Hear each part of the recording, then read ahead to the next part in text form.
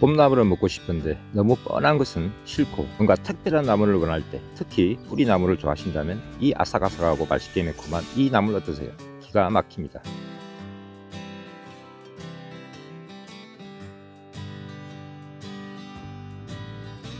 안녕하세요, 산가람입니다. 요즘 따뜻한 날씨에 빈 논밭이든 산기슭이든 어디를 가더라도 봄나물의 향기가 가득한 때인데요. 근데 막상 나가보면 냉이나 막 올라온 쑥처럼 쉽게 알고 아는 것만 눈에 들어오고 그다지 신동치 않은 경우가 많습니다. 그렇죠? 여기 앞에 큰 냉이가 보이는데요. 따뜻한 곳은 벌써 하얀 냉이꽃이 핀 곳도 많은데 여기는 아직 피지 않았네요. 그런데 여기를 한번 보세요. 언뜻 보면 냉이 같아 보이는데 조금 유심히 보면 뭔가 달라 보이는 것이 있습니다. 나무를 찾다 보면 이럴 때 정말 난감하죠. 긴가민가 애매모 알쏭달쏭 캐자니 확신이었고 두자니 왠지 아깝고 아마 많은 경험들이 있을 텐데요. 그래서 오늘은 이 영상을 통해 한 번만 배워두면 절대 잊지 않고 두고두고 봄마다 맛있게 즐길 수 있으면서 찾게 되는 그런 봄나물을 하나 소개해 드리겠습니다. 먼저 이 나물은 뿌리의 식감이 너무 좋고요. 뿌리 또한 크고 여러 개로 발달을 하거든요. 그래서 푸짐하게 즐길 수 있습니다. 그러면서도 알기만 하면 쉽게 찾을 수 있는 매력까지. 어떠세요? 이만하면 괜찮은 봄나물이 되겠죠? 자, 황새냉이로 많이 알고 있기도 하고요. 지역에 따라 매운게 또는 나신게 등으로 불리는 바로 속속이 풀입니다.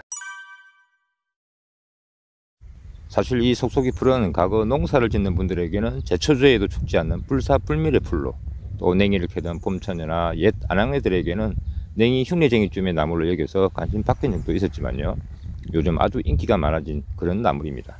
이 속속이 풀 하나만 잘 알아도 푸짐하고 풍성해서 열나물 안 부러우니까 끝까지 시청하시면 좋습니다. 먼저 우리가 어떤 나물과 마주하게 되면은 제일 난감한 것이 비슷한 식물들이 많다는 겁니다. 이것 같기도 하고 저것 같기도 하고, 따라서 모양이 비슷한 나물에는 어떤 것들이 있는지를 아는 것이 중요한데요. 여기 한번 보세요.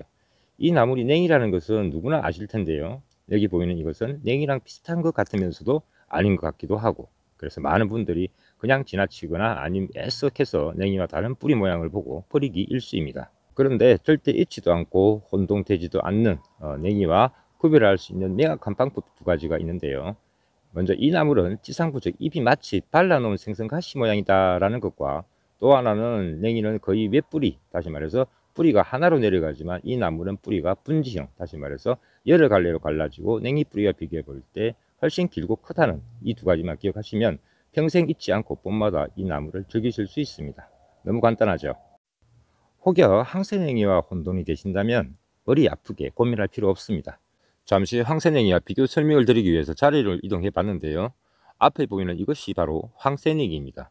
이렇게 보니까 한눈에 보더라도 확연히 속속이풀과 다르죠. 황새냉이 잎은 좁은 피치명의 속속이풀과 달리 둥글게 갈라져 있죠.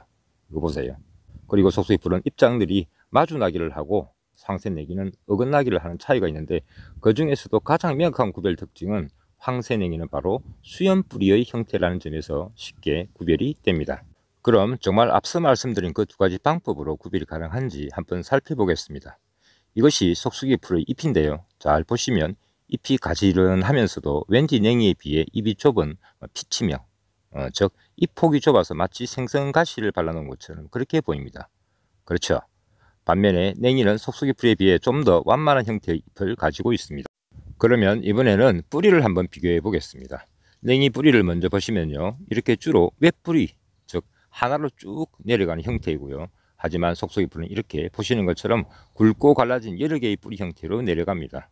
물론 외대 뿌리로 내려가는 것도 있지만요. 대부분 여러 개의 분지형 뿌리를 가지고 있는 것이 특징입니다. 결론적으로 잎의 모양과 뿌리 모양, 이 두 가지로 간단하게 구분하시면 됩니다.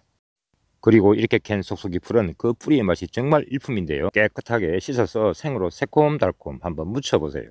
아삭아삭 약간 매콤하고요. 연한 냉이향까지. 한번 먹어보면 왜 여태 이걸 몰랐지 할 정도로 기가 막힙니다. 그리고 이 속속이 풀을 맛있게 즐기는 또 하나의 방법이 있는데요. 많이 캐면 적당한 크기로 잘라서 속속이 풀 겉절이나 김치를 한번 담가보세요. 역시 밥도둑이 따로 없는 별미가 됩니다. 물론 그 외에도 샐러드로도 좋고요. 데쳐서 무침을 하거나 된장국도 여러 요리로 이용할 수 있습니다. 그리고 이 속속이 풀은 맛도 일품이지만요. 풍화채라고 해서 여름에 전초를 제해서 말려서 약용을 하는데요.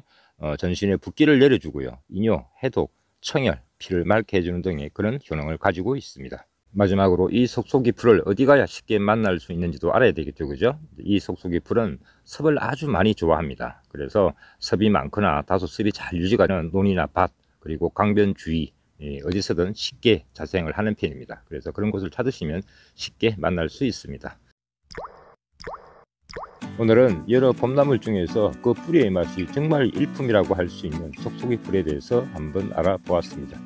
유튜브로 건강한 세상을 꿈꾸는 약용연구 실천가 산다람이었습니다. 시청해 주셔서 감사합니다. 늘 건강하세요.